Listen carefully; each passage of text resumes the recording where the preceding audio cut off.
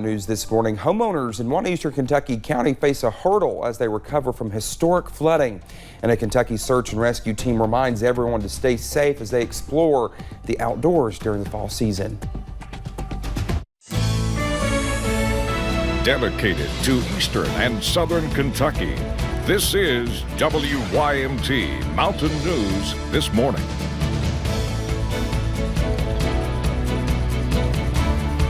Well, good morning again. It's 5:32 on this rainy Friday morning. I'm Dakota Makris. Thank you for joining us. Let's head over to Brandon for a look at your forecast. Brandon, it's raining right now, but it'll be gone later. So at least that's the positive. Exactly. You got to look toward the future, yes, Dakota. You got to look toward always later today. Yeah. Exactly. So maybe you'll get that car wash after all this weekend. Let's take a look and see what's going on right now. Live pinpoint Doppler radar. We're scanning those skies and we're scanning some rain, especially in those eastern counties. Again, the heaviest bands of rain right now going through parts of, looks like Clay and Leslie counties, southern Breathitt County, Perry County, of course, and then over to Knott County and into parts of Floyd County and Pike County this morning. So just kind of keep that in mind. Harlan County, too. Up on top of the mountain, US 119, some rain over there overnight, but nothing active going on right now. Temperatures across the region low to mid 60s out there. Temperatures kind of where they were this time yesterday. Your planner for today is the days continue to get shorter. We're almost back to 7 o'clock for sunset, 7:06 right now. So we'll have to change that icon there at 7 o'clock for too long. But the good news today is a gradual, slow clearing as we head toward football time later tonight. Dakota? All right, Brendan, thank you. A West Virginia man has admitted to killing his wife during a fight and hiding the body for weeks in the trunk of a car on his property. Now, this all started with the missing persons report that was filed back on October 5th. Family members told Wayne County deputies they had not heard from Marcella Harold since September 11th and were worried about her safety. Deputies arrived at a home in Pictured Wednesday and noticed a foul odor, which led them to a car parked behind the home with the body inside of the trunk. Donald Harold was arrested and taken to the sheriff's department, where he admitted to killing Marcella. He's facing first-degree murder charges. Thursday, officials with the Laurel County Sheriff's Office searched 2 homes belonging to a recent murder victim. Detectives executed search warrants at 2 homes on Maple Grove Road west of London belonging to Brian McCarty, who was found dead on September 25th. The detectives were able to take numerous pieces of evidence, and we are told they obtained significant information. A $14,000 reward is offered for information that leads to the arrest and conviction of anyone involved in the murder. U.S. Army officials say a Fort Campbell soldier is being charged with killing his wife. Fort Campbell officials say 33-year-old Sergeant First Class Joseph Santiago is charged with murder in the death of his pregnant wife, Megan Santiago. Additional charges include killing his wife's unborn child.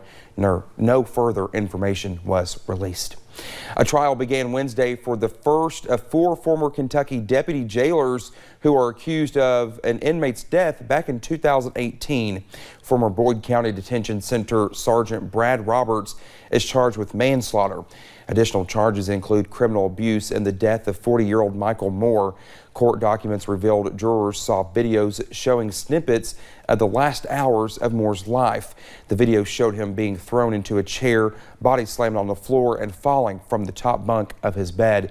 Investigators said Moore was found unresponsive at the jail hours after he was brought in. A Floyd County woman is facing criminal abuse charges after her 3-year-old daughter overdosed on drugs and had been given Narcan. This happened in Pikeville on Sunday afternoon. 24-year-old Miranda Garrett rushed her daughter to the ER after noticing she was sick. Emily Bennett spoke with police who were notified of this incident from staff at Pikeville Medical Center. It all began here on Julius Avenue Sunday afternoon. Miranda Garrett noticing her 3-year-old daughter having an upset stomach. She was aware enough to get the child to the hospital and realize maybe it did get drugs. Maybe this is an overdose. Pikeville police were called by staff at Pikeville Medical Center informing them a 3-year-old had overdosed and needed to be Narcaned. That's a lifesaver for stuff like that. Garrett telling police she first believed her daughter had too much candy, but then noticed signs of an overdose and rushed her to the hospital. After speaking with the mom, at first I think she kind of blamed the dad or the boyfriend or whatever for the overdose, and then she finally admitted that it was her medicine, whatever. When nurses tested the young girl for drugs, the drug panel was positive for Suboxone. But when you've got a child that's overdosing on medicine or narcotics or whatever that's been left laying around by the parents, then, it raises your level up of, I want to save this kid and I want to make sure this child's done the right way. Once Garrett saw the positive drug result, police say she took blame for her daughter getting to the drugs. She knew it was on her, nobody else. Hospital staff kept the girl overnight, and police say she is now healthy in custody of Child Protective Services. Well, that was Emily Bennett reporting. Garrett is facing charges of wanton endangerment and criminal abuse of a child 12 or under. Investigators are seeking indictments when the grand jury meets. Well, over in Bell County, a man is in custody after deputies say he set fire in a woman's home and threatened her with a sword. 23-year-old Jonathan Raines reportedly started fires in a woman's bathroom, kicked the bathroom door off its hinges, and stabbed her walls with a knife. They say he was also threatening that woman by swinging a sword around. Raines is charged with arson, criminal mischief, and menacing. A former Kentucky lawmaker is filing a lawsuit against Facebook, accusing it of committing fraud by suppressing his posts containing conservative viewpoints.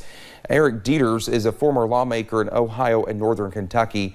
Dieter filed his lawsuit after he said he discovered his posts were not being properly displayed to the public. He believes his posts were targeted even if he paid the social media company to boost them. Dieters retired from practicing law after his license to practice was revoked in Kentucky. Homeowners in Breathitt County are facing a hurdle as they recover from March historic flooding. 91st District State Representative Bill Wesley says a group of officials from Frankfort showed up and refused to let them renovate the inside of their homes without a permit. This includes drywall, flooring, and painting. Representative Wesley came to Thursday's fiscal court meeting with a plan to help out the community, a plan he says is necessary as winter weather approaches. I'm standing for my people, and my people, they went through a hard time, and they've lost their homes. A lot of them were sleeping up on railroad tracks, and then someone to come and tell them to stop renovating their homes on the inside of their homes. I think that's wrong.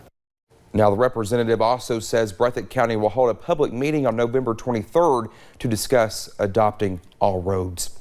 67 rescues. That is how many Wolfe County Search and Rescue have responded to so far this year. Now, in a normal year, the team responds to around 50. During the past 10 years, Red River Gorge has seen a steady increase of visitors. But before beginning one's journey, it is important for visitors to know their fitness levels and do some research before hiking the trails. So if you get out there and, something happens, darkness falls on you quicker than what you expected, carry a flashlight, a way to make a shelter if needed. If the weather turns bad, make sure your cell phone's charged up. And we also recommend to carry, an extra battery pack for your mobile device. So if you do get out there and find yourself in trouble, you've got a way to charge that phone up if you need to be able to call for assistance. The team hopes more people come out to enjoy the gorge this fall, but keep safety in mind. The first Knott County Youth Outdoor Camp event kicked off yesterday in partnership with the Kentucky Department of Fish and Wildlife.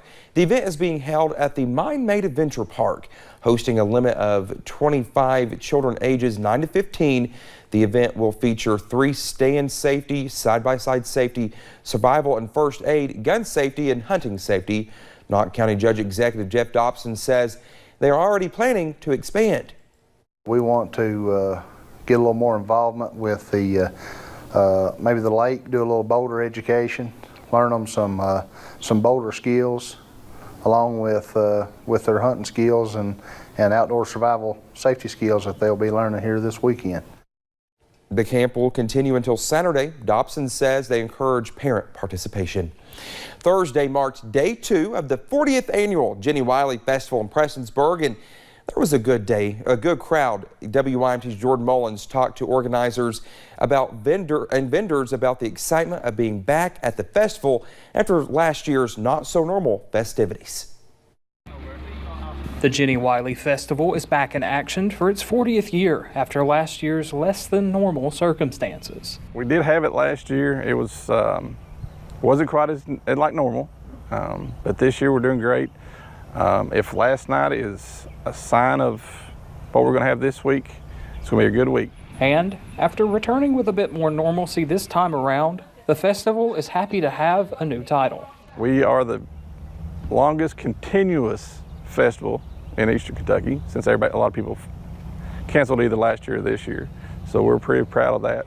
People are excited about the festival's main event on Saturday, a concert with popular 80s metal band Quiet Riot. But the festival offers many other events and attractions, such as crafts, food, music, a car and motorcycle show, and more throughout the weekend. Oh yeah, I'm having fun. I mean, like I said, it gets me out of the house and get to meet a lot of new people.